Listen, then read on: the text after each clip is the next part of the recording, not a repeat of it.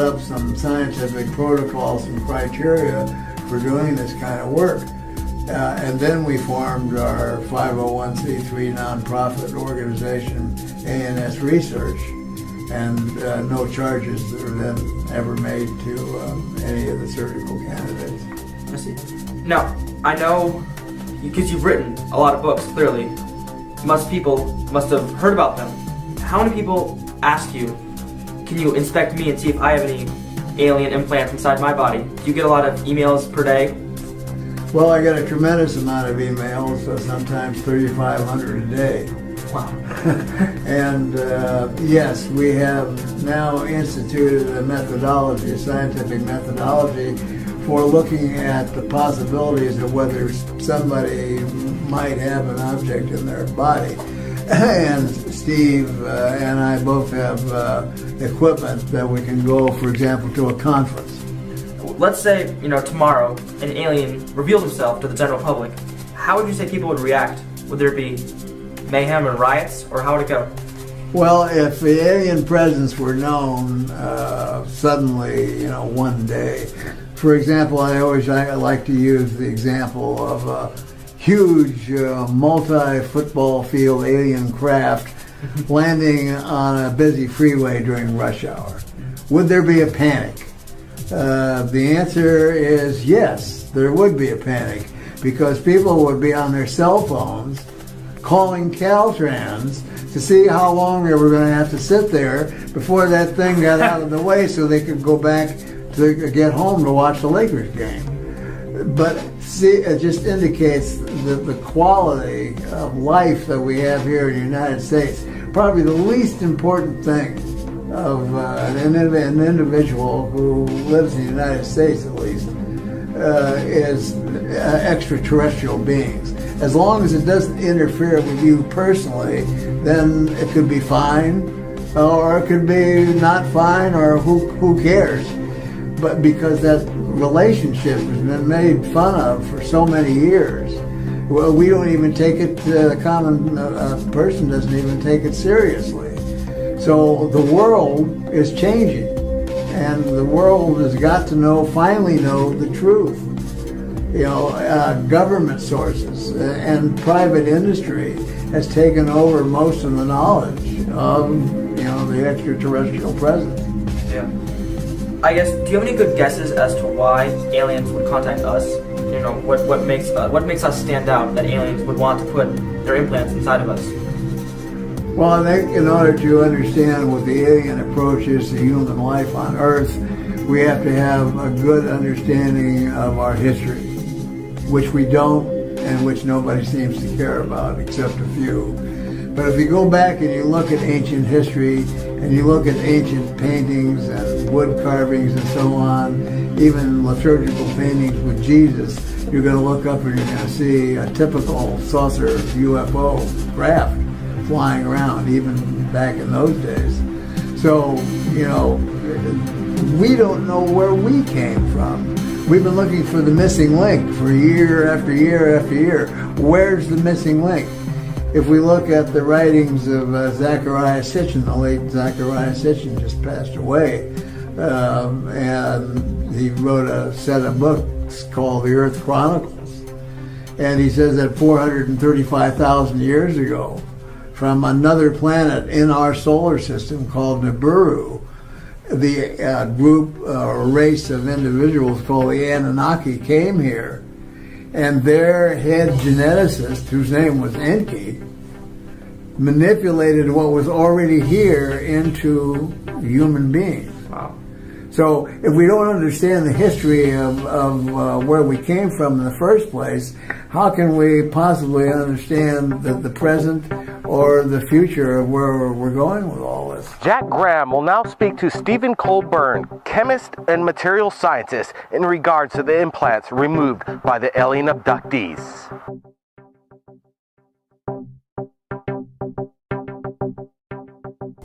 So, can you tell me a bit about yourself and your role within this program? Yeah, my name's Steve Colburn. I'm a material scientist. I was educated at UCLA, and I work in Camarillo, just a few blocks from where Dr. Lear works. And after we met, we decided to have a collaboration on analyzing these objects more thoroughly. A lot of the objects that he'd removed had not been analyzed adequately, so I've done a lot of microscopy and elemental analysis on these objects and come up with some interesting findings. One thing we found out is that the devices are definitely nanotechnological devices. They're not just simply metallic objects that somehow got into the body. They contain carbon nanotube electronics, and carbon nanotubes are the field I'm working in my regular job. And they give off radio signals, and they have odd nanostructures in them made of carbon nanotubes. Carbon nanotube electronics are a hot topic in material science today. By the way, there's many amazing properties about them. The aliens have apparently perfected the technology to use carbon nanotubes in these devices. And there are proprioceptor nerves that go into these the tissue capsule or gray membrane around these devices. And one of the most fascinating findings was that these devices contain many of them contain meteoric iron judging from the trace element pattern of gallium, germanium, precious metals like iridium and platinum. And iridium is not found on Earth in any great amounts. And we did the isotopic analysis of various elements from the metallic cores of several of these devices and found out that they were made from off-planet material, extraterrestrial material. There's a certain pattern of isotopes for each element on Earth, and if that pattern is varying by more than 1% or so, then it's the conclusion can be drawn that the material came from off-planet. And some of the isotopic ratios and the elements in these devices are extremely skewed compared to quite unlike the isotopic ratios of elements on Earth. In fact, Dr. Kuntz, our colleague who's also involved in the research, concluded that they probably came from somewhere else in the galaxy. They don't even seem to be from our solar system. These devices have carbon nanotube networks inside the metal. So they're obviously manufactured devices, and they seem to be well beyond the technology of civilian science at this point. So it's not possible that something like the nanotubes could be made through nature. It has to be manufactured. No, they were discovered in 1991 in Western science. The Russians discovered them perhaps 10 years before that, but they're not known to be found in nature, and certainly not in meteorites. So there's no way that it could be faked, really? No, I don't think so. Some people have argued that these devices could be made by black government projects, but I think that the fact that they contain extraterrestrial material argues strongly against that. So what you're saying that it was discovered in 1991, right? The nanotubes? Yeah, and many of these objects date from well before the discovery of carbon nanotubes in science on Earth. These people reported that these objects were put in 30, 40 years before a lot of times. So when you say nanotubes, do you mean that these things can be used to store information, perhaps? Yeah, they can be made into electronic networks. Carbon nanotubes are let me give you a little bit of background. Graphite is a hexagonal array of carbon atoms, and these layers are stacked. If you take one of these layers from these hexagonal arrays of carbon atoms and roll it up into a tube, that's a carbon nanotube. And there's various types of carbon nanotubes with different numbers of walls. Single wall are the most studied right now, and these contain single wall carbon nanotubes. Single wall carbon nanotubes are often less than a nanometer in diameter. These are small diameter single wall carbon nanotubes that are in these devices, and those can be used as electronics because there are metallic and semiconducting single wall carbon nanotubes. So you're saying this is very tightly stacked, and if you took out you laid it end to end, it would definitely be a lot larger than it would. So all this information is tightly stored together, compacted? Yeah, I would think so, yeah. The total length of the carbon nanotubes in one of these things might be several miles. I haven't figured it out, but it's got to be a lot. So the technology used to compact that much information so tightly seems to be pretty futuristic. Definitely, I don't understand how the metal could actually be put around the carbon nanotubes without destroying the nanotubes, because the melting point of these metals is like 1500 degrees Celsius, and if you poured molten metal over the carbon nanotubes, it would just destroy them or convert them to metal carbides. So would it be possible to say that the information required to make one of these carbon nanotubes isn't readily available on Earth? It must have come from somewhere else? We can make carbon nanotubes, but to make a 3D intricate composite like this with carbon nanotube electronics inside the metal, that's well beyond our technology at this point. We've speculated that they might be physiological monitoring devices or listening devices. They're definitely relaying information about the subject to the aliens through radio signals. They're not always transmitting, so... Have you noticed actual radio signals emitting from it? We've detected radio signals coming from them, and in two of my reports we outlined some of the frequencies that they give off. The last two devices we detected radio signals from. Are they common radio signals that are found on Earth?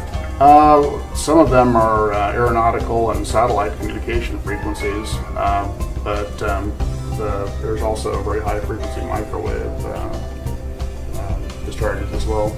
So could it be possibly dangerous to have a lot of microwaves emitting from inside a person? I wouldn't say it's a lot of microwaves. We've only detected perhaps milliwatt levels of power, but it's hard to say. There's been no ill effects noted from anybody having these devices inside them.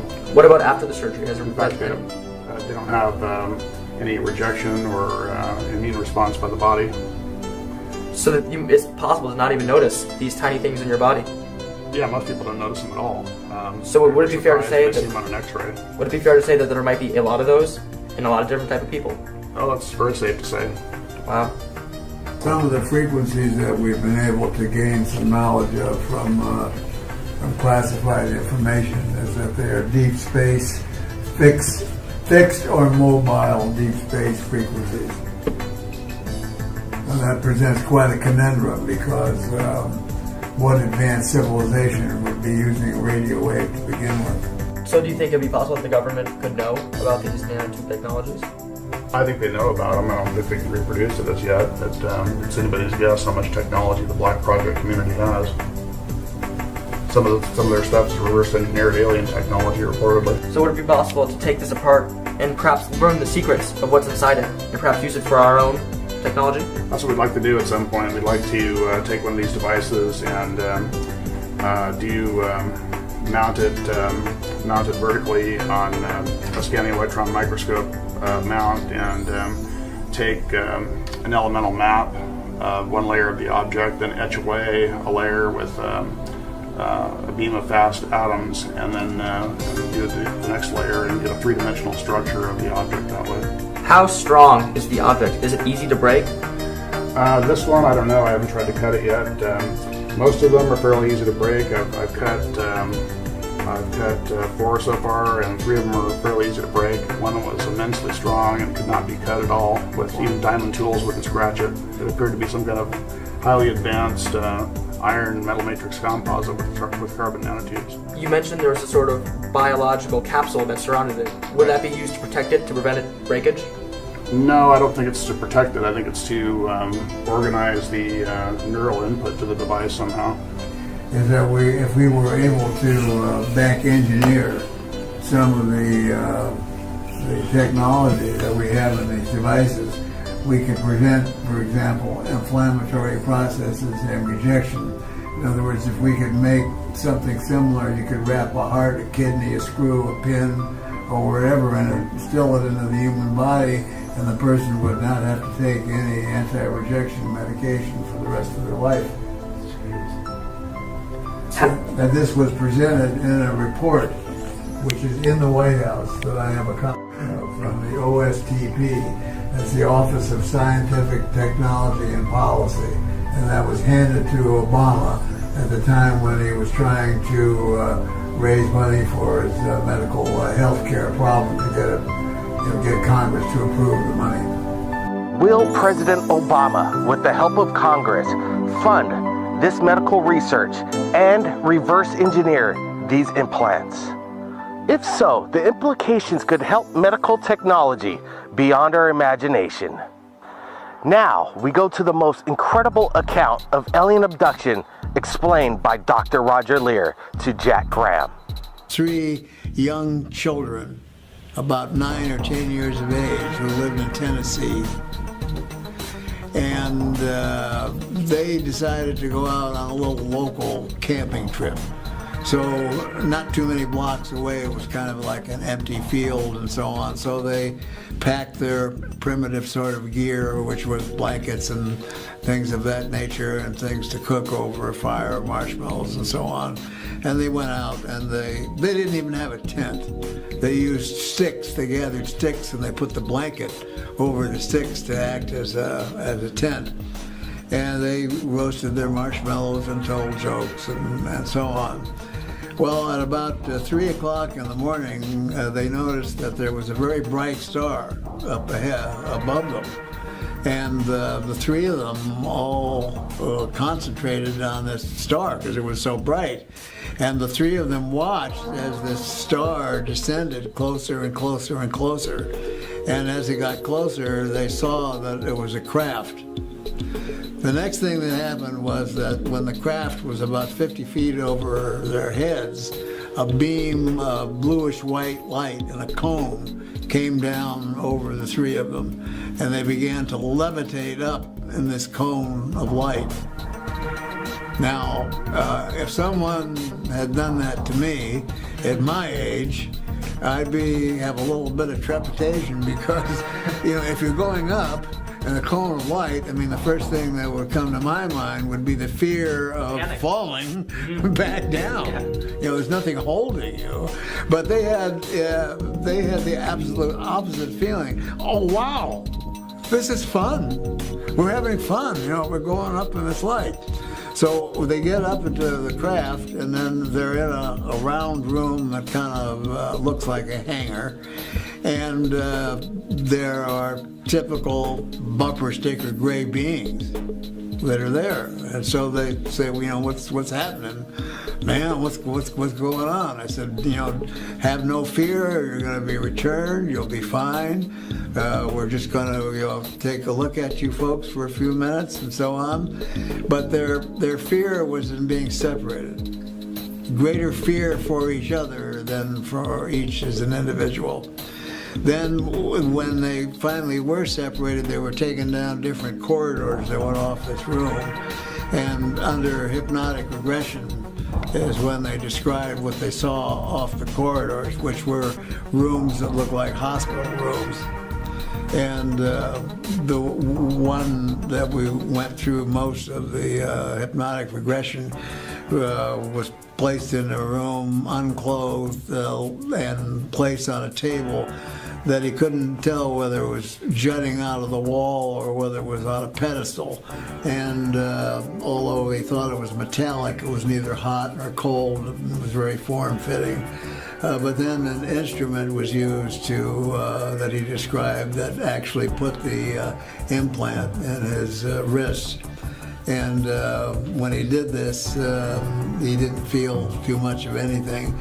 But if he got nervous and so on, always one of the gray beings would come very close to him, and with their black eyes, they would get very close and look into their eyes, and this aura of calmness would come over them.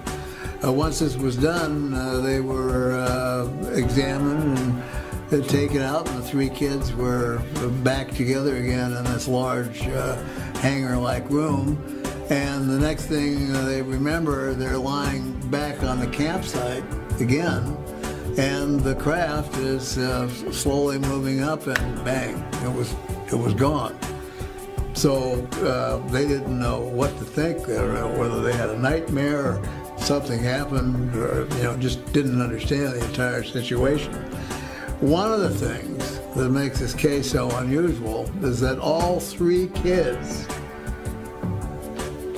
did something very strange after that, like a suggestion was put in their heads or whatever, but they actually stole into this person's backyard that had a vegetable garden, and they tore up the vegetables and ate them. And that's one of the most unusual cases that I've heard of yet. So they must have been told to do this for some reason, because some folks that are involved in the abduction phenomena come back with symptoms. They feel muscle aches, pain, fatigue, feelings of the flu, dehydration, and so on. But the 3 kids, in asking them questions, of course they weren't kids when we did the surgery, but in asking them, if they had any ill effects from it, they don't recall anything. So maybe that what they got out of the vegetables was something that obliterated the symptoms that abductees have. Now, what procedures and protocols do you follow for the surgery? Well, the procedures and protocols that we follow have to be kept 100% in order to make this a scientific study, because we try and stay with the scientific method. One of the things we do is when a patient contacts me, they have to convince me that they have an object. And that's either through an X-ray or a CAT scan. We don't accept MRIs because MRIs can produce false positives for foreign objects. For example, in an MRI, if you're looking through a slice right through the top of a blood vessel and there's blood flowing through a vessel, you'll see a nice bright spot. But that's not a foreign object. All it is a cut through a blood vessel. So if they send me X-rays or a CAT scan, then I take them to the radiologist and I get it confirmed that this is a foreign body, and what his guesstimation of the material is. Is it more dense than the surrounding bone? Is it less dense than the surrounding bone? We know if it's more dense than the surrounding bone, it's probably on the metallic side. Also, we have other consultants that we use. For example, we've had a couple of cases that were dental cases, and these were dental x-rays. So we have dental experts that go ahead and will look at the x-rays, and then they'll make suggestions as to whether they need further films, a Panorex or a CAT scan. So once it's been established that there is an object there, then the next thing we do is we send that client a package of questions, and they have to answer all the questions. There are no right and there are no wrong answers, but it gives us a complete background of what the possibility of their actually being involved with the abduction program is. Also, one of the forms amongst this questionnaire is a gradable form on probabilities. So if they're over 35% probable, then they've been involved. Now, lots of people step on things. Lots of people have, they want 2 seconds of fame on television or to get filmed. There's a lot of reasons for people that contact me. They may be not abductees at all. Some abductees don't get along well with the problems. And as the late John Mack wrote in his book, there are 7 traumas that are involved with alien abduction, and only one of them is the event itself. Another one is who are you going to tell? Who's going to believe you? So you have this argument that goes on continuously. So a lot of these people are not well adjusted. A lot of abductees have problems. They can become alcoholics, drug addicts. They can be confined in mental institutions. So you have to sift out these people to become part of this study, and this is one of the first things we do. Then once they are accepted as a possible surgical candidate, do they want the surgery? Do they want it removed? And if so, if they agree that they do want it removed, they have to understand that the product that we're going to remove becomes the ownership becomes part of ANS research, and that we promise to give to the rest of the world as scientific knowledge. And if they're not willing to do that, then we don't accept them as a patient. So if we look at statistical numbers, let's say 10% out of 100 might be a true surgical candidate. 1% of them will only be ones that we'll operate on.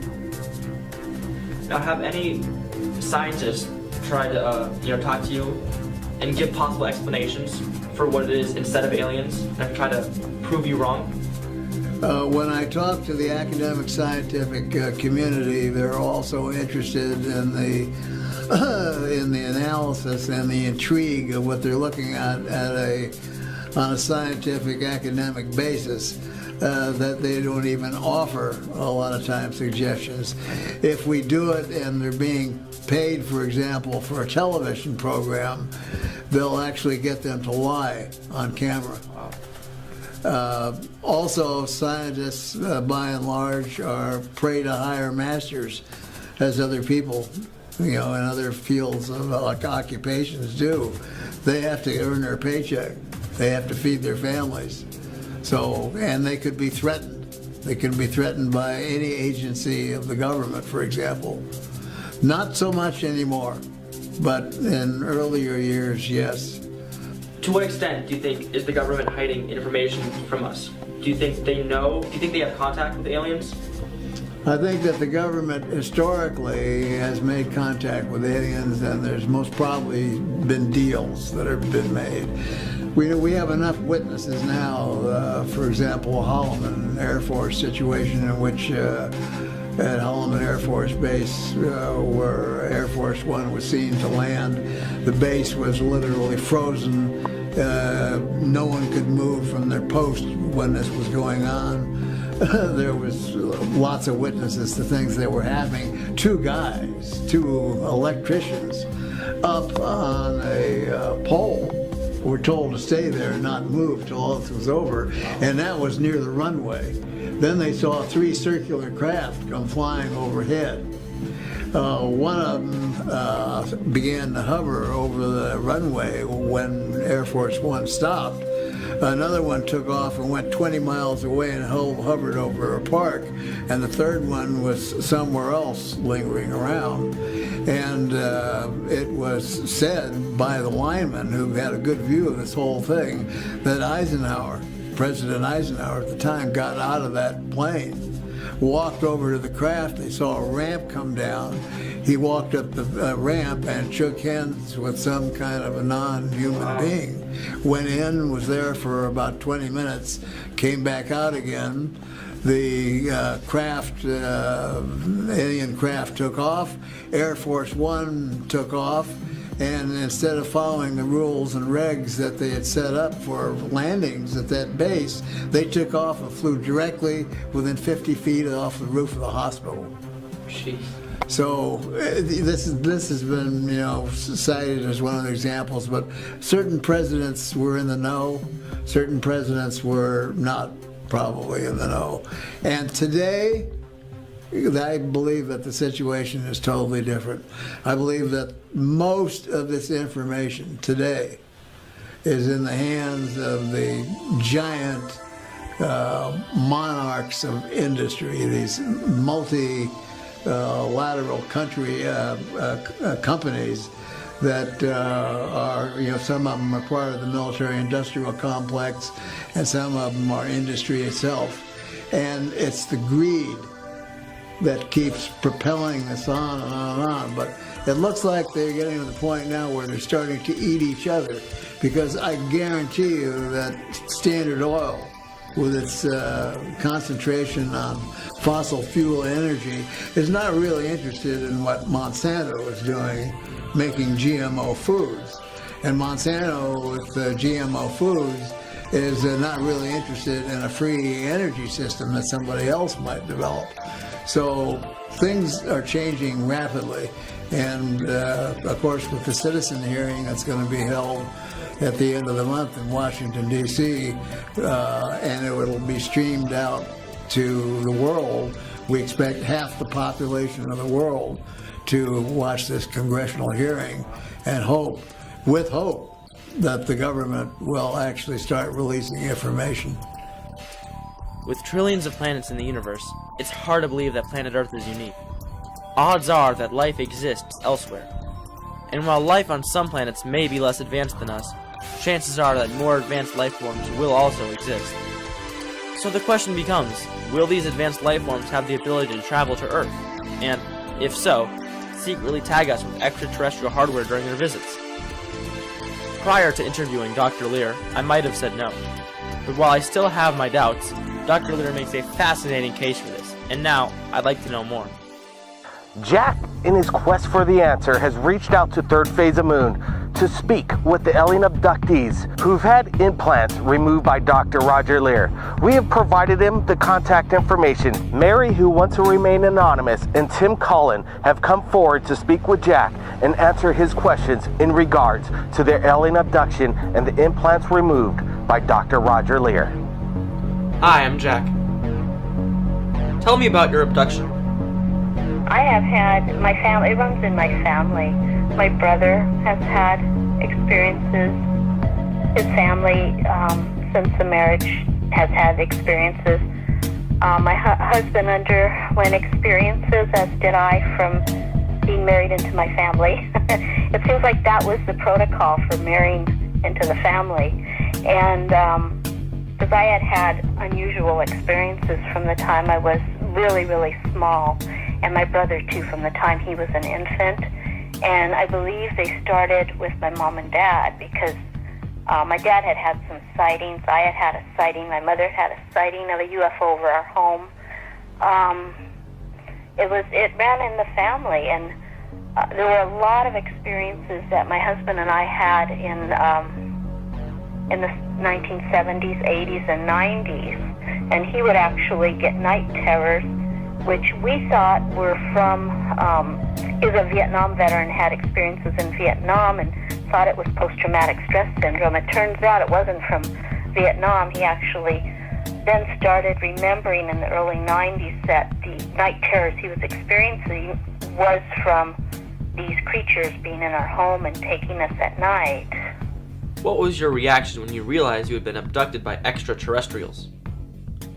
Let's see, it was removed in 1996, probably about 6 months to a year sooner. Before that, I realized I had a scoop mark on my leg, and I did not know there was an implant in there. I had no idea. I just saw this scar on my leg and on my left calf. And when Roger was, I was assistant section director and then section director of MUFON for Ventura, Santa Barbara counties, and Roger was helping me, and he had arranged to do surgeries, and he had gotten funding through Bigelow, and for 3 surgeries, we had 3 people that were going to have supposed implants removed. Roger had gone through the x-ray process and exam process. Well, one of them was Whitley Strieber. He had an object in his ear, and he was to be one of our guest speakers and then go ahead and have a surgery.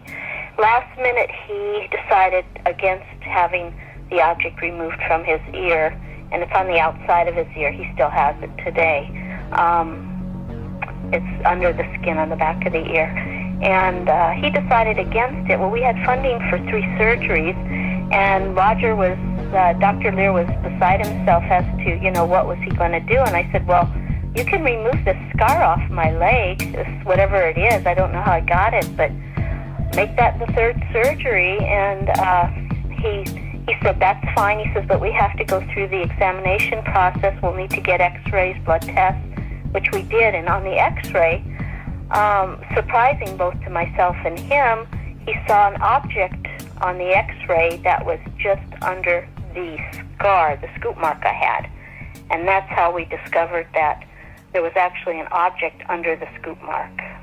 What was your reaction to the news that aliens had implanted a device in you? I was shocked that there was anything under that scoop mark to begin with. I didn't know how I obtained that mark, but it was an unusual mark, and it seemed to just appear. At least I just noticed it. I think he was shocked because that was the first time he had ever had a scoop mark with an object under it. So he was shocked. I was shocked. And I kept trying to, rationalize that, maybe I just got something in my leg. And after it was, extracted and examined, it was nothing. I kept saying, are you sure this wouldn't be found in in a regular body? You know, is there any way? And he goes, no, no, no, Alice. This would not be found in your lake. It could not, you know, it would not be there naturally by any means. It wasn't a calcification or anything like that. It had a lot of unusual characteristics, and he's since then done some more surgeries that have had the same type of object. Is there anything else you want to add? Well, I think he's doing something that is so important, and he helps so many people, and he never asks for anything, you know, in return from anybody that he tries to help. He's just, you know, he's doing it because he has not only the ability to do it, but he has the need to find out what is really going on, a curiosity as to what's going on. It's affected him. Everything he does, his life, his career, he's very dedicated to trying to find out, you know, what these objects are. And also, with these objects, we're finding that they have no inflammatory response around the object. Could this technology help the medical profession now in dealing with transplants, where, you know, these people with transplants have to be on horrific medications for many, many years, where, you know, if this technology could be developed where there would be no rejection. I mean, it would be wonderful for the people that have to go through this with the transplants. So, I mean, he's doing it for a lot of reasons, but he does it. It's a labor of love for him and curiosity, and he feels very dedicated to trying to help people, because a lot of people, you know, with these type of situations, they just don't know who to turn to or what to do. Unfortunately, he's there to try to help.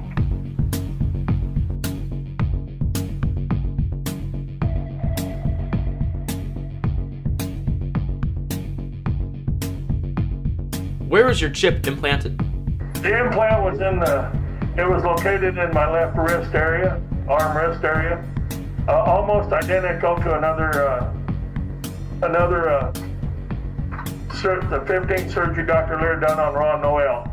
His implant is the same shape as mine, a cantaloupe seed type object, and located in basically the left wrist area. In fact, we kind of wonder if we could almost put the x-rays over each other and they'd almost be in the same spot. Did it hurt after the surgery? Yeah, when they got a hold of the object, I felt it a lot of pressure and uncomfortable with my arm. Like it was, got chicken winged, and I kind of had to carry it in a sling for a little while, but then it calmed down.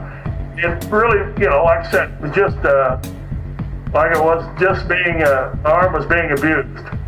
I realized this thing was hooked to my nervous system, because when I became aware of it, it was like it was aware of me and I was aware of it.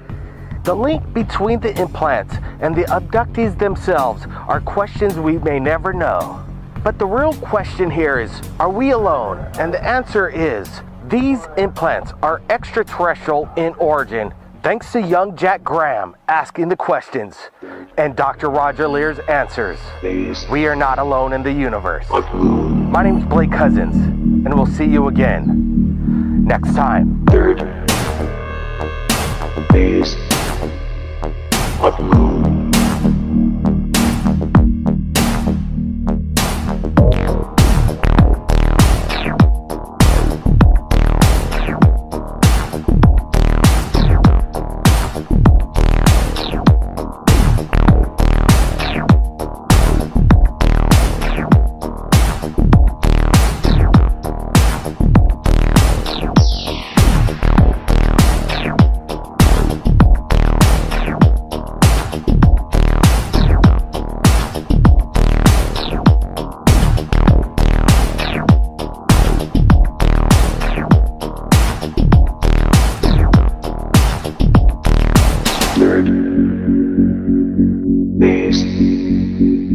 But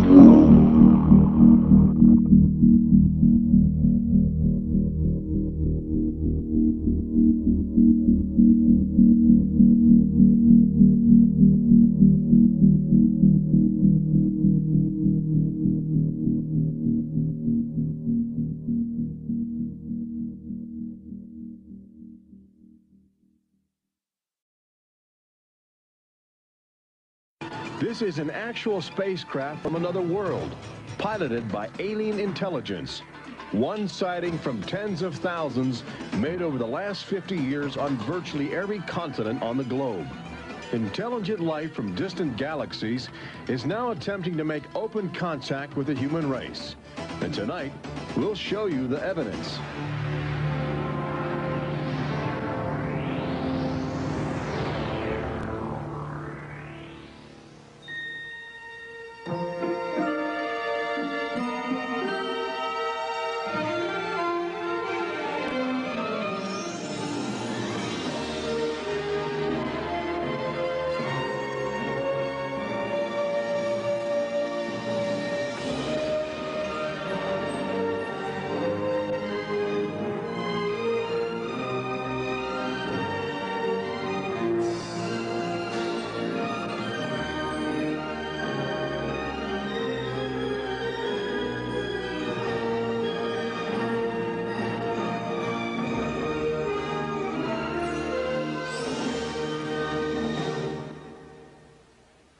Tonight we celebrate the new Tomorrowland at Walt Disney World in Florida with a television special that's out of this world. Hello, I'm Michael Eisner, head of the Walt Disney Company. In a top secret military installation somewhere in the United States, there are those who believe that the government is hiding the remains of an alien spacecraft that mysteriously crashed to Earth. With more and more scientific evidence of alien encounters and UFO sightings, the idea of creatures from another planet might not be as far-fetched as we once thought. In fact, one of you out there could have the next alien encounter. Enjoy tonight's special. I'm going to walk over and see if I can sneak a peek. Maybe not. Alien Encounters from New Tomorrowland is brought to you by Bounty. Outstanding absorbency and durability make Bounty the quilted quicker picker-upper. Scientific verification of extraterrestrial life forms routinely arriving on Earth. Top secret reports from ongoing military investigations. Compelling home videos of alien craft captured within the last few months. World figures who have gone public with their own extraterrestrial experiences. The shocking history of government misinformation programs designed to prevent widespread panic. And personal accounts of those who have been abducted and studied against their will. It's happened to me, it's happened to my sister, and I believe my mother. My son looks me straight in the eyes, and he says, "They took blood out of you, Mama." They don't ask permission, they take you. But it's such an incredible secret, nobody wants to believe it. There is valuable scientific data that would prove once and for all that planet Earth is being visited by a highly evolved intelligence that is not from this world. Wait a minute. I've had enough. Stop it. From beyond the boundaries of our perceptions, intelligent beings are beckoning mankind to join the galactic community. It's an invitation which is both wondrous and terrifying. This is the nature of alien encounters. Mankind has the unique ability to ignore the obvious, especially when the facts reveal a disturbing truth. We once believed the sun revolved around the earth. When Galileo demonstrated the reverse is true in 1634, he was charged with heresy and placed under house arrest for the last 8 years of his life. The charges were later dropped, 342 years later. Now as we approach a new millennium, mankind is in the midst of the most profound event in history, actual contact with intelligent life from other planets. For nearly 50 years, officials have been documenting routine alien encounters here on Earth. And thousands of people have seen or experienced this alien presence. Yet many others still refuse to acknowledge the obvious evidence all around them. What is it like to be confronted by a creature whose intelligence and skill is far beyond the comprehension of mankind? Would it be enlightening? Would it be an exercise in terror? Or perhaps both?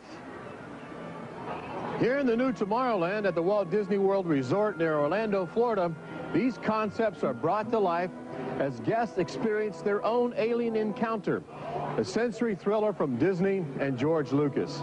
We'll give you a sneak preview later in the show.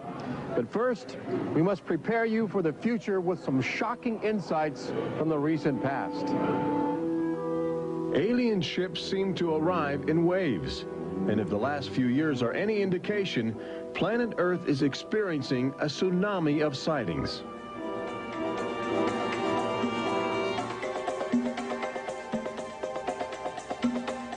Mexico City, 1992. If you were arriving from outer space, this would be your first stop. It's the world's largest metropolitan area, easy to spot from a distance. Saucers arriving here have an affinity for military helicopters. This one was caught stalking a squadron during a national holiday celebration. Dozens of people videotaped the craft. Millions more just stared in disbelief as it covered 200 square miles of territory in a matter of minutes. Canada, 1991. In a residential area just outside Ottawa, this alien ship was photographed landing in what appears to be a prearranged site.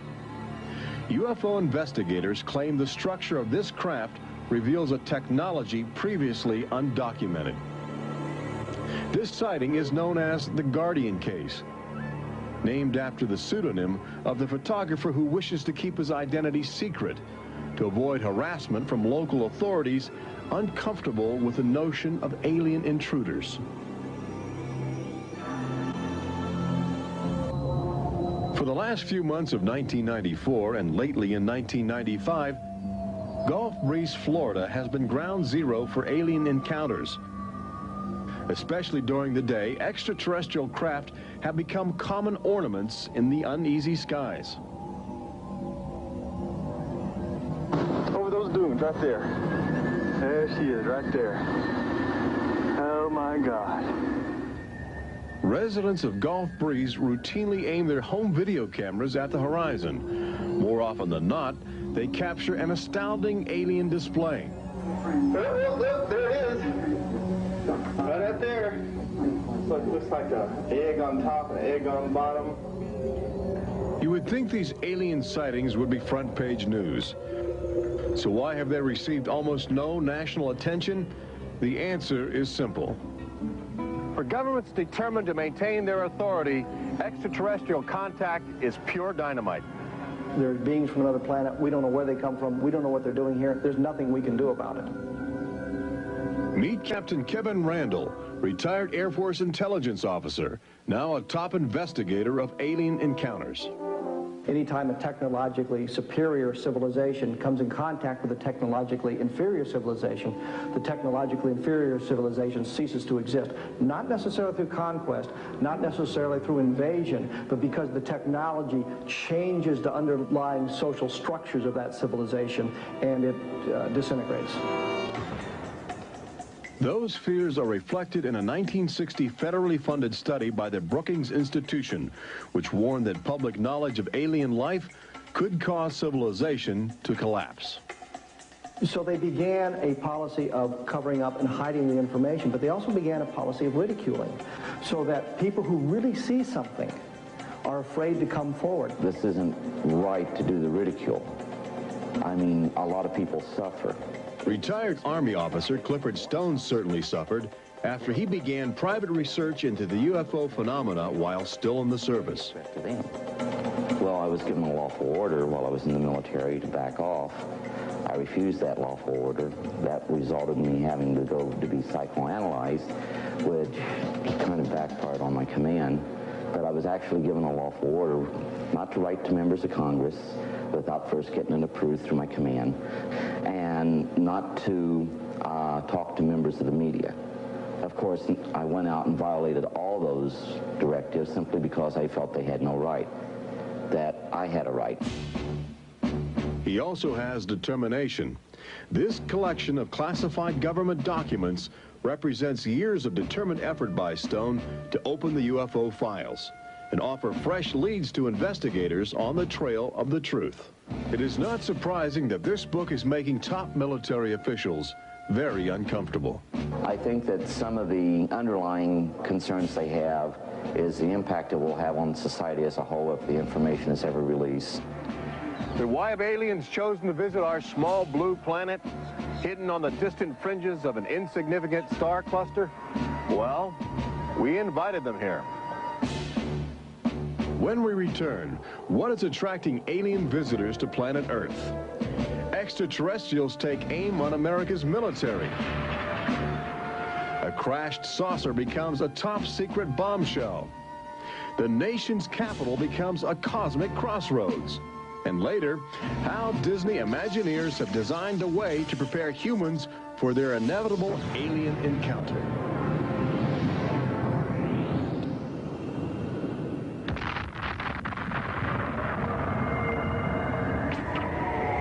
And I looked, and behold, a whirlwind came out of the north, and a fire enfolding itself, and the brightness was about it. Also out of the midst thereof came the likeness of 4 living creatures. And when the living creatures went, the wheels went by them. And when the living creatures were lifted up from the earth, the wheels were lifted up. For the spirit of the living creature was in the wheels. Ezekiel chapter 1. There have been reports of alien encounters throughout recorded history, often buried in the obscure poetry of mystics. But since the end of World War II, alien encounters have adopted a darker, more menacing demeanor. No longer just spirited lights dancing in the sky, UFOs turn more brazen, announcing themselves with surprising ferocity. Most alien activity on Earth in this century seems to have been sparked by the single most profound technological achievement in human history.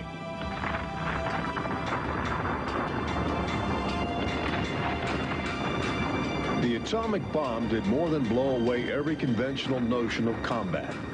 It also saddled mankind with the awesome responsibility of life and death for the entire planet. But what the world didn't know in 1945 was that the atomic bomb's brilliant burst of energy would also be mankind's cosmic calling card, announcing to the universe that a technological society had evolved on a small blue planet in the backwaters of the stars. So as the world celebrated the war's end in 1945, aliens who heard man's atomic trumpet were already charting their course towards Earth, responding to our open invitation. As early as 1947, the large alien ships began to arrive, navigated by living creatures. Their advanced physics allowed them to traverse the galaxy and pierce Earth's atmosphere with amazing speed. The U.S. military immediately went on the alert against the unknown menace. Sightings were perceived as threats to the security of an America still reeling from the edgy consciousness of war. And the sightings were taking place all across the country. I glanced up and there were 3 flying saucers in a V with what appeared to be a dome on the top with, I can't be sure, but I believe I saw the sun glinting off of windows or observation portholes of sort. I think it was from outer space, but friendly. Army fighter planes are on patrol for flying saucers. Cameras installed to photograph them. Portland, Oregon, the area from which came the first weird reports. This flying saucer patrol shows how the Air Forces, while not putting too much stock in the mysterious things in the sky, are investigating. The control tower. They are a lamp-shaped head with black, dark eyes. That's the best way I can describe them. And there was about 7 or 8 of them.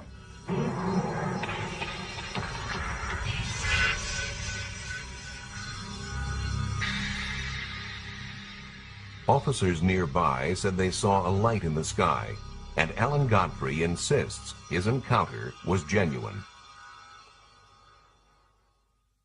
I know that night what I saw was real. It was damn real. In 1974, in Llandrillo, Wales, residents felt severe tremors.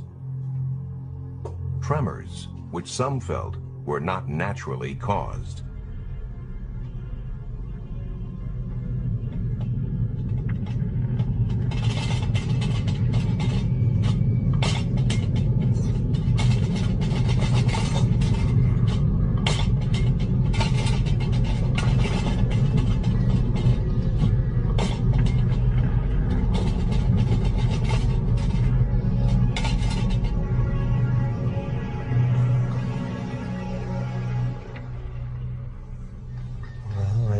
idea what had happened. I don't think it was an earthquake somehow.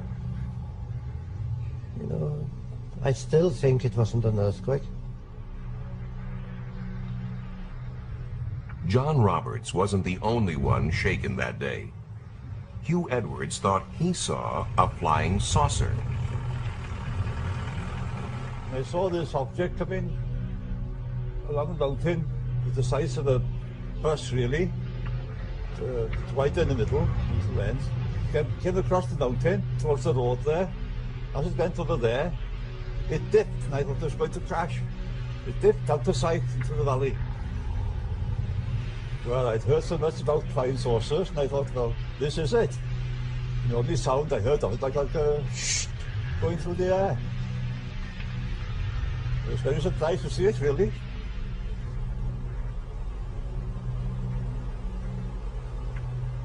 The district nurse thought perhaps a plane was down.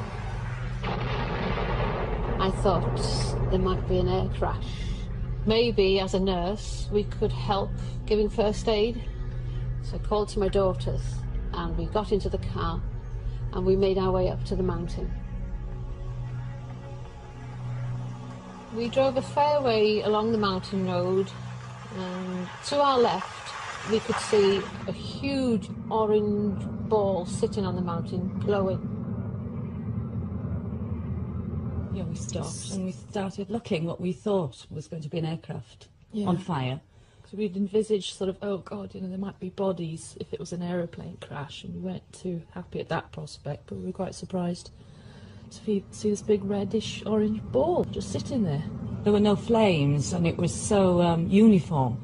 The shape, the round spherical shape of it made us realise we weren't looking at an aircraft. There were no flames jumping, but it was pulsating, this red orange object that we saw. And we could see little lights, like fairy lights, coming towards the object in a zigzag pattern, and we assumed at that time possibly there was someone going to see what was what. With hindsight, we realised that the search party couldn't have got there, located it and got there in the time it had taken us to go from the village up to the mountain. Yeah. No one could have organised themselves to get to the object that we saw. Since no search party went out that night, nothing was ever found at the scene. But astronomer Ron Madison has proposed that what the villagers saw that night was a meteorite or fireball, and that it coincided with an earthquake at a nearby fault. Thinking that that explosion might well have been due to an impacting piece of rock, our first reaction was to try to estimate the energy involved. And it seemed to us to be something that would correspond to an explosion of the size of about 600 tons of TNT. We got letters from as far apart as Penzance and Northern Ireland and Derby, all reporting seeing a bright light, maybe comparable with a half moon in brilliance, moving across the sky at the speed of an aircraft but with no sound, and trailing smoke, just like you would expect something on fire to be crashing. In the next few days we were to realise, of course, that the village was not very far from the Bala Fault, which is active and has been moving steadily over thousands of years. And unbeknown to us at the time originally, there had been on that evening a movement on the fault, and that is incontrovertible evidence. This was a coincidence. There were fireballs in the sky at the same time that there was a triggered movement along the Bala Fault.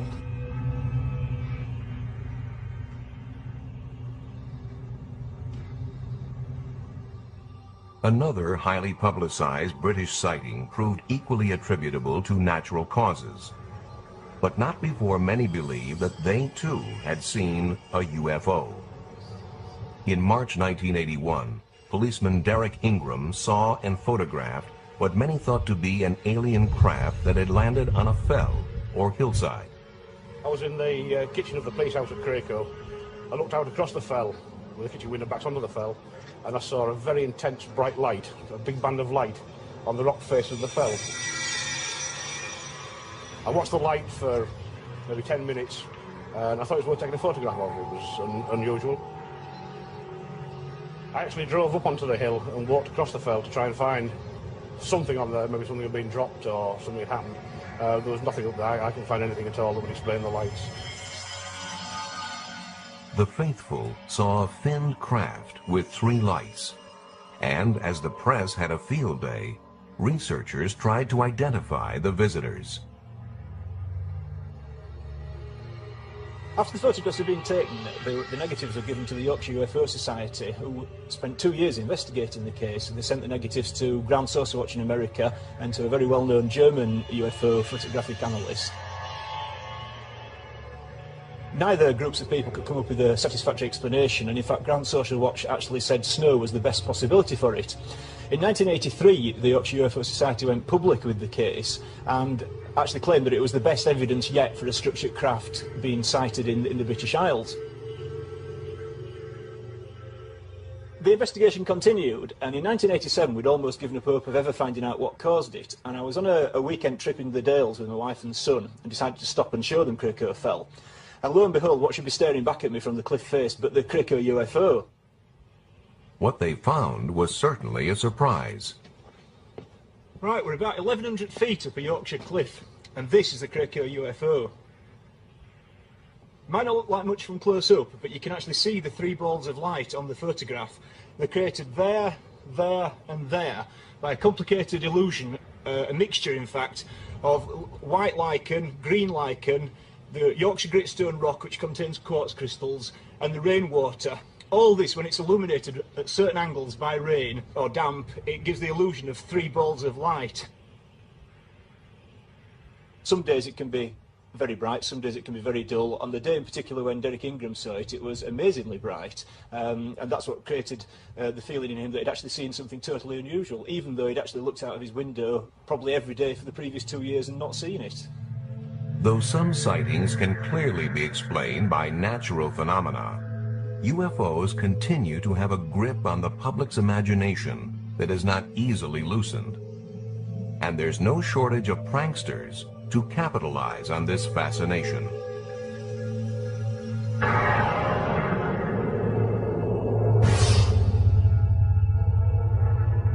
In Gulf Breeze, Florida, in November of 1987, builder Ed Walters claims he took Polaroids of a UFO 3 times as big as a house.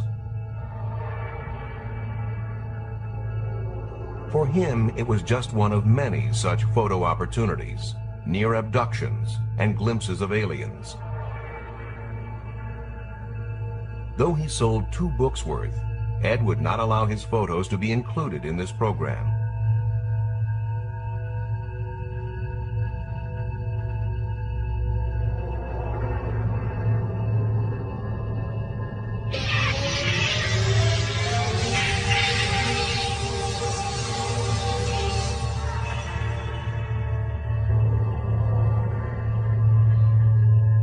Photographs such as these are not difficult to fake with a little know-how, a styrofoam model, and the right camera.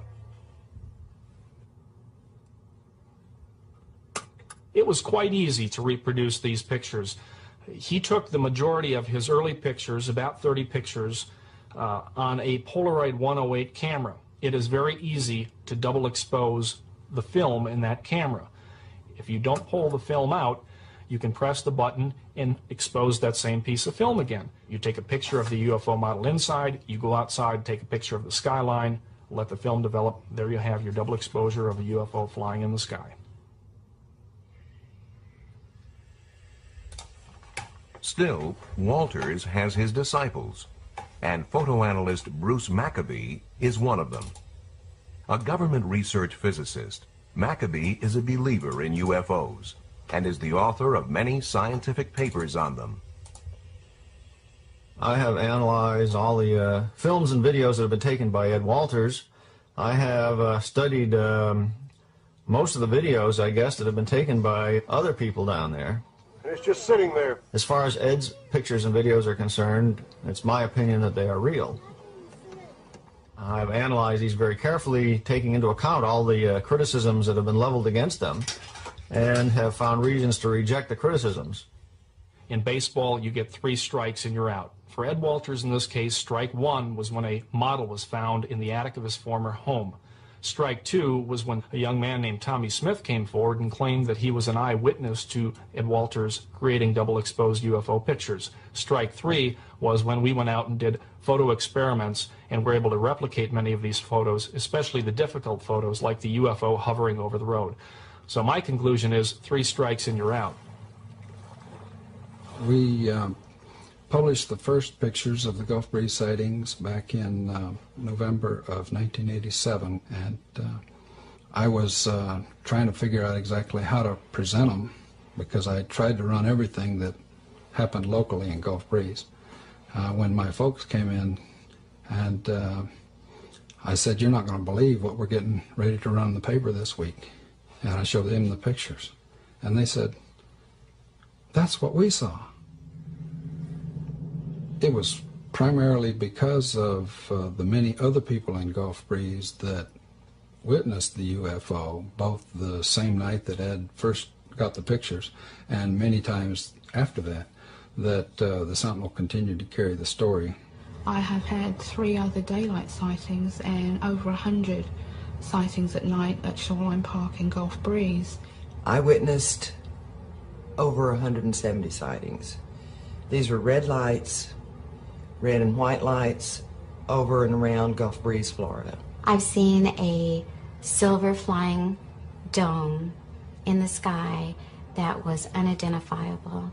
Never seen anything like that before, and it was unexplainable. But just across the bay from Gulf Breeze is the Pensacola Naval Air Base.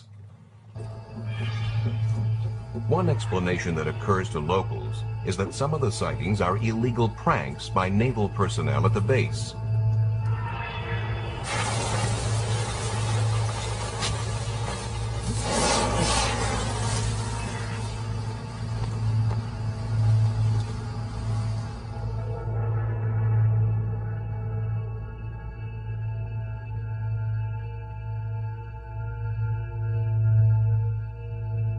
Another possibility is that actual military craft are being confused with UFOs.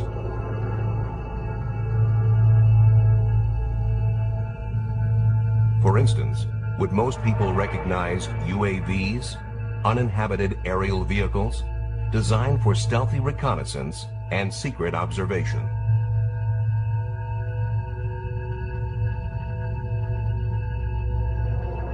Yet despite the fact that certain sightings may be hoaxes or otherwise explained by natural or man-made phenomena, we keep on looking. Our fascination only grows as scientists uncover evidence of life on other planets. It only grows as it becomes increasingly reasonable to believe we are not alone in the universe.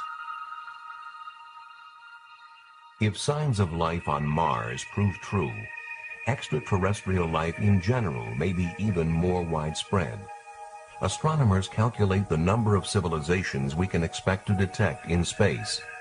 They use the Drake equation. Professor Frank Drake. The first factor is the rate of star formation in our galaxy. Obviously, the more stars you make, the more potential abodes of life there will be. Some fraction of those stars will have planets. That's the second factor, the fraction which have planets. We then have to take into account the number of planets in each system which are potential abodes of life. The next factor is the fraction of systems of living things which give rise to intelligence. The next factor is the fraction of systems of intelligent creatures which develop high technology, detectable technology. But how long do they last? How long are they detectable? Perhaps they're destroyed by cosmic accidents. Perhaps in an ugly way through nuclear war. More likely, we think they become undetectable because they become so sophisticated in their technology that they don't waste any energy. They don't release energy into space, and therefore there's no sign of them to detect. And so we say, well, there must be some longevity. L, the length of time typically a civilization is visible. And now if we take the rate of production and multiply by that L, the end result is that thing we started out to find, which is the number of detectable civilizations in space. And the number is getting bigger. 7 new planets have been discovered in the last year. One planet is almost as big as Jupiter by the 4th star nearest to the Sun, a planet orbiting star 51 in the constellation of Pegasus. The latest estimate of the number of galaxies is now 50 billion. The estimated number of detectable civilizations, 100 million.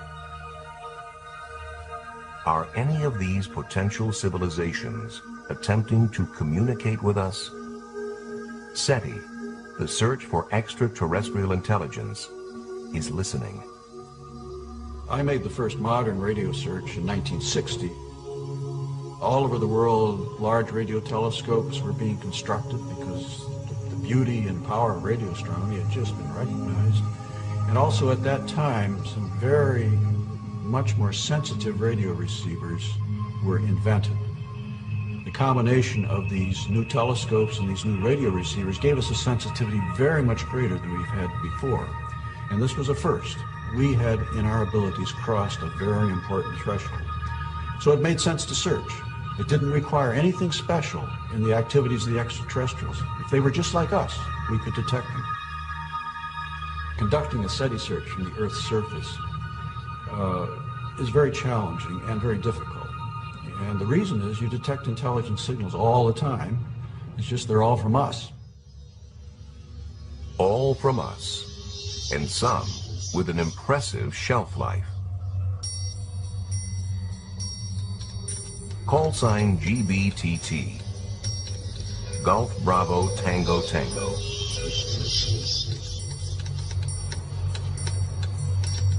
Over 30 years after it was first sent, a coded wartime signal intended for the Queen Mary was received by its successor, the QE-2. The QE-2 uses the same call sign. The signal came in, it was addressed to Golf Bravo Tango Tango, which is the call sign of the QE-2, but it was signal letters of the Queen Mary. And the radio officer who received the signal recognized the Golf Bravo Tango Tango and thought it was for this ship. But in reality, when he received it, he realized it was a wartime signal, which had obviously been bouncing around in space for 30-odd years.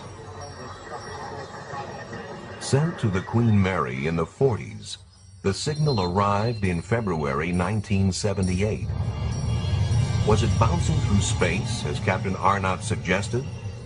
Or somehow intercepted and sent by someone or something we have yet to identify? Have we ever detected an intelligent signal from another world? Jerry Amon may have. Straight from a fixed source near the center of the galaxy to Ohio State University's Big Ear radio telescope. A telescope larger than 3 football fields.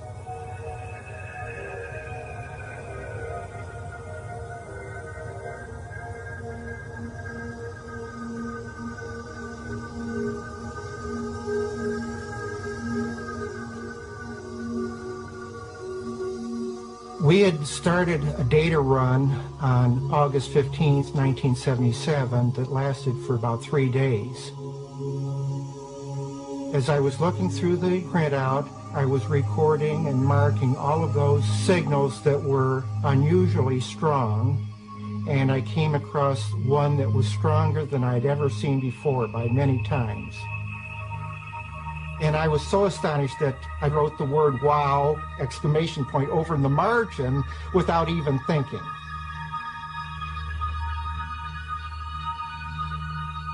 To have signals coming in only one channel indicates the possibility that this was some either unique astronomical event or that it was generated by some transmitter. We are resurveying the sky using more modern equipment, and we have passed through that same region of the sky and have not seen the wow source again. Eamon and his associates checked their equipment and their figures. Studies eliminated glitches, space probes, and terrestrial sources. We have ruled out effectively nearby spacecraft or space debris or satellites in Earth orbit, and we've certainly ruled out anything close, very close to the radio telescope, like an airplane flying through the beam of the telescope. We have not ruled out the possibility that this is actually a signal from extraterrestrial intelligence. The transmission of a signal is one thing, but are there ways to travel these vast distances of space? If you imagine that this balloon is our universe, we live in 3 dimensions in the surface of the balloon. And it has been suggested that there may be what are called wormholes, that, if you like, sort of run across the balloon from one side to the other, or connecting points, which would allow us to travel from one side of the balloon via a shortcut to the other side of the balloon. Imagine that this sheet of paper is our universe and we're at point A and we want to go to point B. Normally we would have to travel through from A to B through the universe. What would be nice, of course, would be if we could find some way of bending the universe in another dimension to bring those 2 points together and then step across the gap. And that's a sort of space warp, if you like, warping the universe to bring those points closer together. As yet, the answer remains theoretical. For now, we are limited to sending craft into nearby space to gather information, capture images, and measure conditions. Could others be doing that too? With that question, we return to our fascination with something larger, something other. We return to our fascination as we continue to face the sky.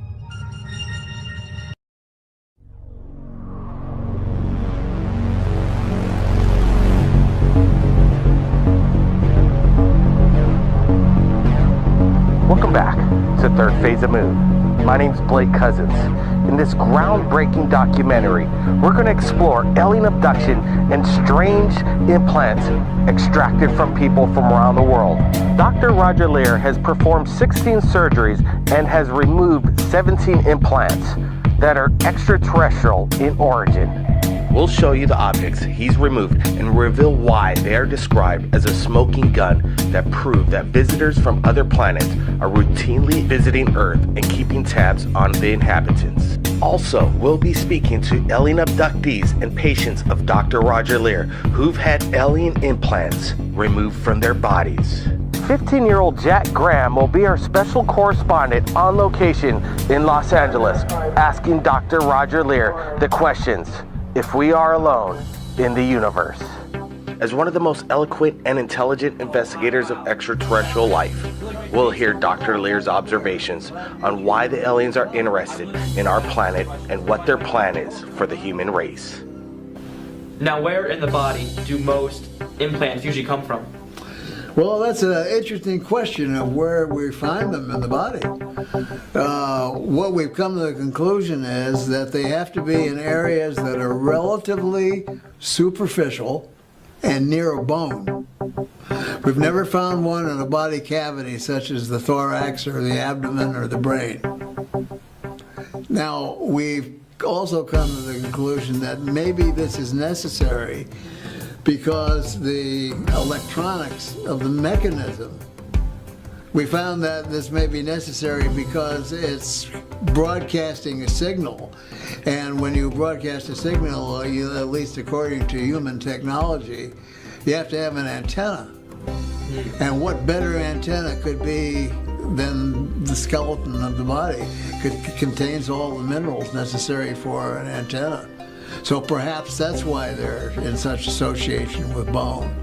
The other aspect of it is if you're doing millions of these and you're doing them all over the world, and there's a large number of abductees. The Roper poll in 1993, 1996 said that at least 2% of the American population is involved in alien abduction, and that was a conservative poll because there's a lot of people who are not going to want to answer these questions at all. And then if you multiply that by the world's population, you're talking about a lot of people.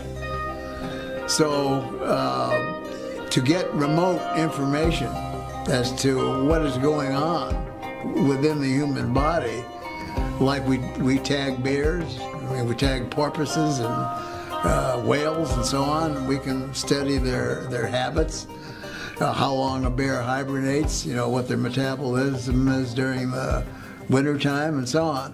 Even John Glenn, or an astronaut, complained on national television that he had to swallow implants because mission control had to have that physiological information. Now, one of the things that we haven't talked about at all is why are implants there in the first place?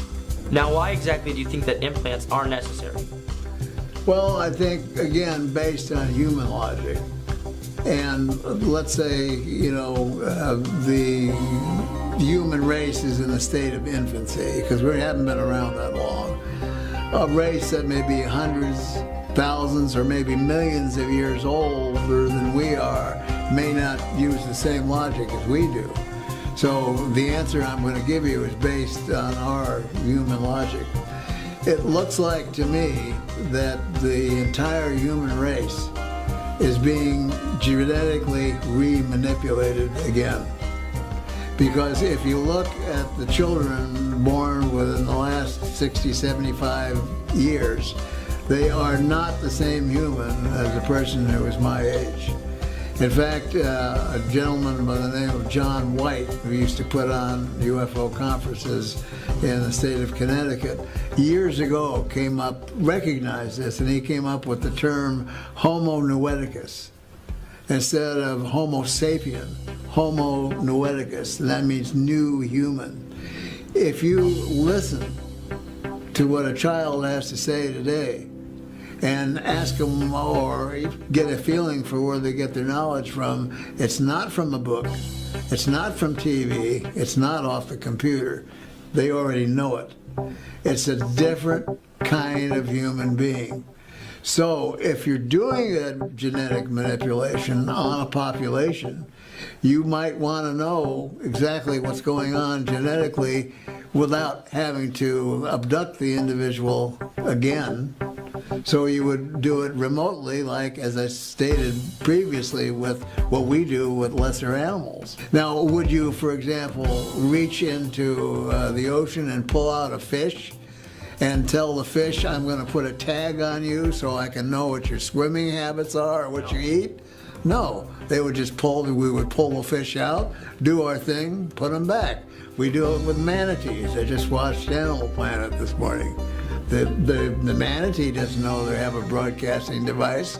We don't explain it to them, that we want to learn about their metabolism and their eating habits and so on. So they just do it. Well, that's, kind of what they're doing with us. They put these devices in so that possibly they can gain remote information without ever having to come back and abduct us again. Now, which is another interesting thing. I've been asked, well, how come I can take them out? Do aliens want it to be found? That's a good question. Do aliens want it to be found? And if they didn't, I guess I wouldn't be taking them out. And then I get asked, well, who else is doing this? And as far as I know, I'm the only person in the world.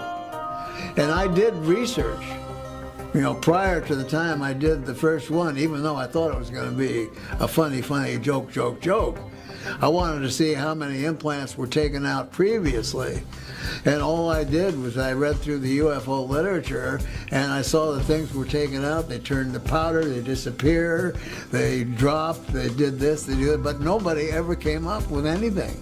And so I do cases, and I come up with actual physical objects that can be sent to material scientific laboratories and get opinions.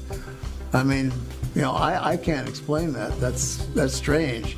And if somebody had told me, you know, 50 years ago that I would ever be doing anything like this, or would have traveled to 42 countries, or have done the things that I've done, or have done the television programs and radio programs I've done, I would have told them they were nuts. Now, I know you've removed many implants. How similar are the implants to one another? Are they each clones of themselves, or do they vary?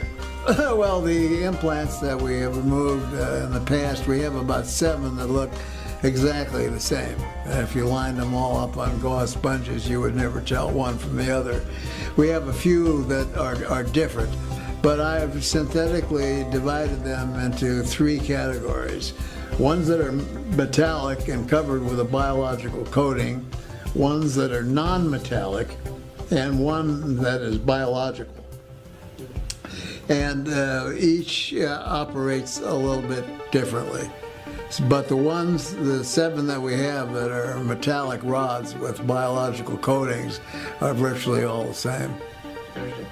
Now, do you personally believe that you've been contacted by aliens? I would have to say the answer to that is yes. I can tell you an episode that occurred with my family, my daughter and myself, in Laughlin some years ago, which I wrote a book, I wrote a part of a book called Chopped Liver. And we talked about that incident, but during the awards banquet that we were having at the conference, I was asked to come outside with my family. So there was a lot of people who were lined up at the fence along the Colorado River. And we were in back of a lady in a white dress, and I said, what's going on? What's happening here? She said, oh, you missed them. There was about 7 of them out here.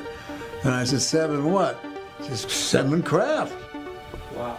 And I said, oh, well, I started looking around, and I didn't see anything. And, you know, if you start staring at objects in the heavens, your eye muscles begin to twitch, and I thought, well, you know, these people are having what's called nocturnal nystagmus is the word for it. And then suddenly, like in the movie A Beautiful Mind, where you can look up at the heavens and you can find any geometric concentration of stars that you want to see. There's thousands, millions of them there. You know, so our attention was called to a triangle of stars. Now, there was a big, bright, full moon, really bright. And right below the moon was this triangle of stars. And all 40 people seemed to be concentrating on this triangle of stars. And then suddenly the bottom 2 stars started to move. And they came downward, and they went into a pair, and they slowly went towards the corona of the moonlight and disappeared. And at the same time, I think everyone there got a telepathic message. Yes, we're here, believe it, bye-bye. And my daughter, who was about 12 years old at the time, said, Dad, are those folks coming back again? So, yes, I believe I have been contacted by non-terrestrial beings. It's fascinating. Now, what would you say is the most credible argument you've ever heard for abduction? Well, the most credible argument that I've heard for abduction in the cases that we've done surgery on would be very hard to delineate, because when we set up our set of criteria and protocols, the individual must have some kind of a memory of being associated with the abduction phenomena. When Bob Bigelow or NIDS decided to take on this responsibility doing the metallurgy, I had to do some studying so that I could just interpret what they had to say. And I started getting reports back, and the first report we got back was they were comparing, this was Los Alamos National Laboratory. They were comparing these to meteorite samples. Wow. Well, we know if somebody didn't step on a meteorite or get one whacked through the back of his hand, it wouldn't So have it has to come from outer space. Had to come from outer space, and they're calling them meteorite samples. So that was rather mind-blowing. So that was the beginning of the scientific aspect. So I figured, well, you know, if we're going to carry on with this, we better set up some scientific protocols and criteria for doing this kind of work. And then we formed our 501c3 nonprofit organization, ANS Research, and no charges were then ever made to any of the surgical candidates. I see. Now, I know, because you've written a lot of books, clearly, people must have heard about them. How many people ask you, can you inspect me and see if I have any alien implants inside my body? Do you get a lot of emails per day?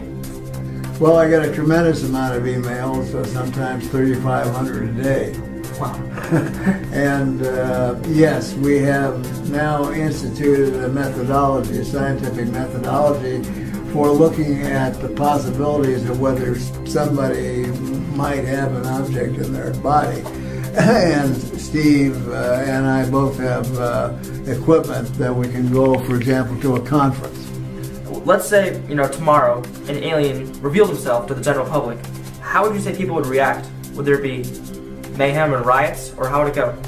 Well, if the alien presence were known suddenly, you know, one day, for example, I like to use the example of a huge multi-football field alien craft landing on a busy freeway during rush hour. Would there be a panic? The answer is yes, there would be a panic, because people would be on their cell phones calling Caltrans to see how long they were going to have to sit there before that thing got out of the way so they could go back to get home to watch the Lakers game. But see, it just indicates the quality of life that we have here in the United States. Probably the least important thing of an individual who lives in the United States, at least, is extraterrestrial beings. As long as it doesn't interfere with you personally, then it could be fine, or it could be not fine, or who cares? But because that relationship has been made fun of for so many years, well, we don't even take it, the common person doesn't even take it seriously. So the world is changing, and the world has got to finally know the truth. You know, government sources and private industry has taken over most of the knowledge of, you know, the extraterrestrial presence. Yeah. I guess, do you have any good guesses as to why aliens would contact us? You know, what makes us stand out that aliens would want to put their implants inside of us? Well, I think in order to understand what the alien approach is to human life on Earth, we have to have a good understanding of our history, which we don't, and which nobody seems to care about except a few. But if you go back and you look at ancient history, and you look at ancient paintings and wood carvings and so on, even liturgical paintings with Jesus, you're going to look up and you're going to see a typical saucer UFO craft flying around, even back in those days. So, you know, we don't know where we came from. We've been looking for the missing link for year after year after year. Where's the missing link? If we look at the writings of Zachariah Sitchin, the late Zachariah Sitchin just passed away, and he wrote a set of books called The Earth Chronicles.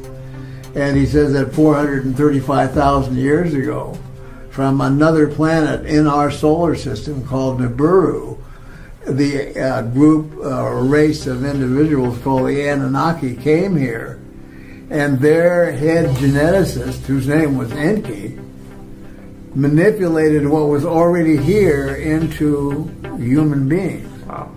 So if we don't understand the history of where we came from in the first place, how can we possibly understand the present or the future of where we're going with all this? Jack Graham will now speak to Stephen Colburn, chemist and material scientist, in regards to the implants removed by the alien abductees.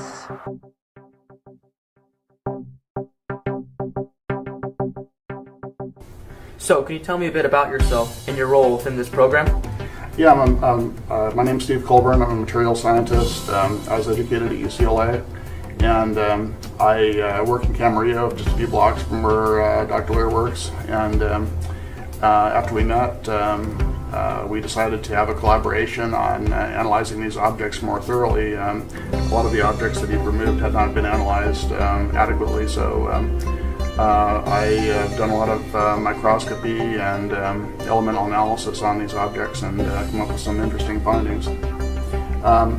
One thing we found out is that the devices are definitely nanotechnological devices. They're not just simply metallic objects that somehow got into the body. They contain carbon nanotube electronics, and carbon nanotubes are the field I'm working in my regular job. And they give off radio signals, and they have odd nanostructures in them made of carbon nanotubes. Carbon nanotube electronics are a hot topic in material science today. By the way, there's many amazing properties about them. The aliens have apparently perfected the technology to use carbon nanotubes in these devices. And there are proprioceptor nerves that go into these the tissue capsule or gray membrane around these devices. And one of the most fascinating findings was that these devices contain many of them contain meteoric iron judging from the trace element pattern of gallium, germanium, precious metals like iridium and platinum. And iridium is not found on Earth in any great amounts. And we did the isotopic analysis of various elements from the metallic cores of several of these devices and found out that they were made from off-planet material, extraterrestrial material. There's a certain pattern of isotopes for each element on Earth, and if that pattern is varying by more than 1% or so, then it's the conclusion can be drawn that the material came from off-planet. And some of the isotopic ratios and the elements in these devices are extremely skewed compared to quite unlike the isotopic ratios of elements on Earth. In fact, Dr. Coons, our colleague who's also involved in the research, concluded that they probably came from somewhere else in the galaxy. They don't even seem to be from our solar system. These devices have carbon nanotube networks inside the metal, so they're obviously manufactured devices, and they seem to be well beyond the technology of civilian science at this point. So it's not possible that something like the nanotubes could be made through nature. It has to be manufactured. No, they were discovered in 1991 in Western science. The Russians discovered them perhaps 10 years before that, but they're not known to be found in nature. And certainly not in meteorites. So there's no way that it could be faked, really? No, I don't think so. Some people have argued that these devices could be made by black government projects, but I think that the fact that they contain extraterrestrial material argues strongly against that. So wait, you're saying that it was discovered in 1991, right? The nanotubes? Yeah, and many of these objects date from well before the discovery of carbon nanotubes in science on Earth. These people reported that these objects were put in 30, 40 years before a lot of times. So when you say nanotubes, do you mean that these things could be used to store information, perhaps? Yeah, they can be made into electronic networks. Carbon nanotubes are let me give you a little bit of background. Graphite is a hexagonal array of carbon atoms, and these layers are stacked. If you take one of these layers, one of these hexagonal arrays of carbon atoms, and roll it up into a tube, that's a carbon nanotube. And there's various types of carbon nanotubes with different Numbers of walls, and single wall are the most studied right now, and these contain single wall carbon nanotubes. Single wall carbon nanotubes are often less than a nanometer in diameter. These are small diameter single wall carbon nanotubes that are in these devices, and those can be used as electronics because there are metallic and semiconducting single wall carbon nanotubes. So you're saying this is very tightly stacked, and if you took out you laid it end to end, it would definitely be a lot larger than it would. So all this information is tightly stored together, compacted? Yeah, I would think so, yeah. The total length of the carbon nanotubes in one of these things might be several miles. I haven't figured it out, but wow. It's got to be a lot. So the technology used to compact that much information so tightly seems to be pretty futuristic. Definitely. I don't understand how the metal could actually be put around the carbon nanotubes without destroying the nanotubes, because the melting point of these metals is like 1500 degrees Celsius, and if you poured molten metal over the carbon nanotubes, it would just destroy them or convert them to metal carbides. So would it be possible to say that the information required to make one of these carbon nanotubes isn't readily available on Earth? It must have come from somewhere else? We can make carbon nanotubes, but to make a 3D intricate composite like this with carbon nanotube electronics inside the metal, that's well beyond our technology at this point. We've speculated that they might be physiological monitoring devices or listening devices. They're definitely relaying information about the subject to the aliens through radio signals. They're not always transmitting, so... Have you noticed actual radio signals emitting from it? We've detected radio signals coming from them, and in two of my reports we outlined some of the frequencies that they give off. The last two devices we detected radio signals from. Are they common radio signals that are found on Earth? Some of them are aeronautical and satellite communication frequencies, but there's also a very high frequency microwave discharges as well. So could it be possibly dangerous to have a lot of microwaves emitting from inside a person? I wouldn't say it's a lot of microwaves. We only detected perhaps milliwatt levels of power, but it's hard to say. There's been no ill effects noted from anybody having these devices inside them. What about after the surgery? Has in fact, they don't have any rejection or immune response by the body. So that it's possible to not even notice these tiny things in your body? Yeah, most people don't notice them at all. So would it be fair to say that on an X-ray? Would it be fair to say that there might be a lot of those in a lot of different type of people? Oh, that's very safe to say. Wow. Some of the frequencies that we've been able to gain some knowledge of from classified information is that they are deep space, fixed or mobile deep space frequencies. And that presents quite a conundrum because what advanced civilization would be using a radio wave to begin with? So do you think it would be possible that the government could know about these nanotube technologies? I think they know about them. I don't think they can reproduce it as yet. It's anybody's guess how much technology the Black Project community has. Some of their stuff is reverse engineered alien technology, reportedly. So would it be possible to take this apart and perhaps learn the secrets of what's inside it and perhaps use it for our own technology? That's what we'd like to do at some point. We'd like to take one of these devices and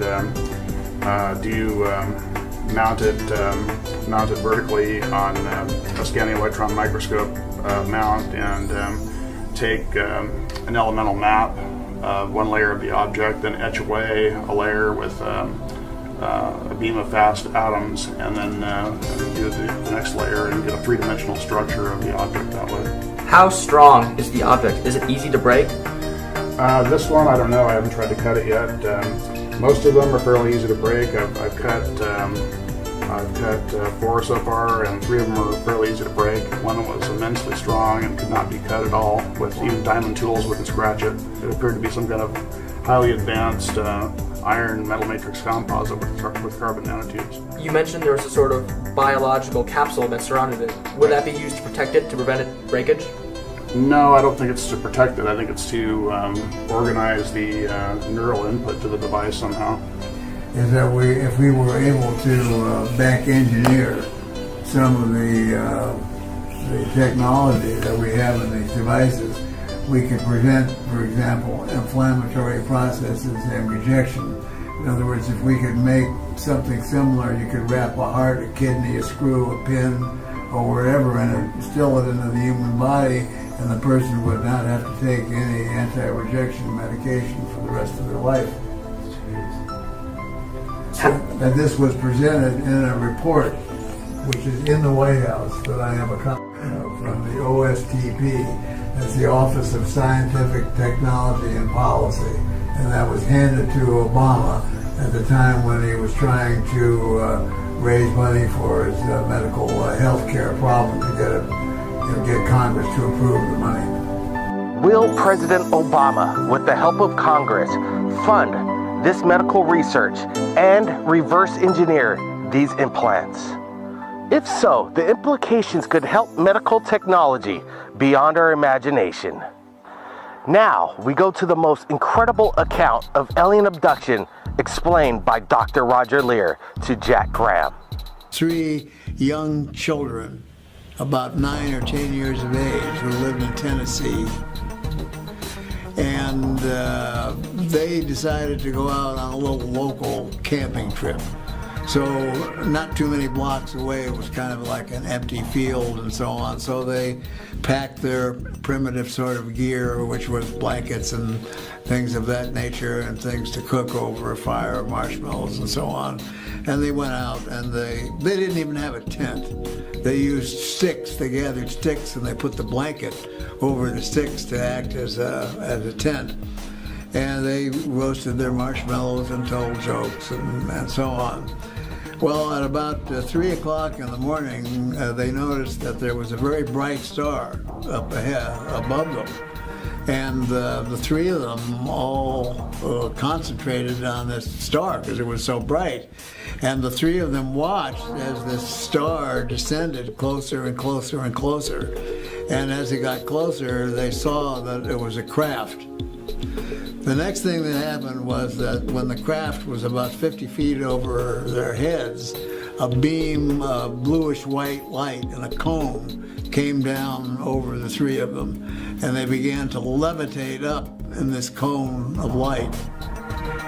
Now, if someone had done that to me at my age, I'd have a little bit of trepidation because, if you're going up in a cone of light, the first thing that would come to my mind would be the fear of falling back down. There's nothing holding you. But they had the absolute opposite feeling. Oh, wow, this is fun. We're having fun. We're going up in this light. So they get up into the craft, and then they're in a round room that kind of looks like a hangar. And there are typical bumper sticker gray beings that are there. And so they say, what's happening? Man, what's going on? I said, have no fear. You're going to be returned. You'll be fine. We're just going to take a look at you folks for a few minutes and so on. But their fear was in being separated. Greater fear for each other than for each as an individual. Then when they finally were separated, they were taken down different corridors that went off this room. And under hypnotic regression is when they described what they saw off the corridors, which were rooms that looked like hospital rooms. And the one that we went through most of the hypnotic regression was placed in a room, unclothed, and placed on a table that he couldn't tell whether it was jutting out of the wall or whether it was on a pedestal. And although he thought it was metallic, it was neither hot nor cold. It was very form-fitting.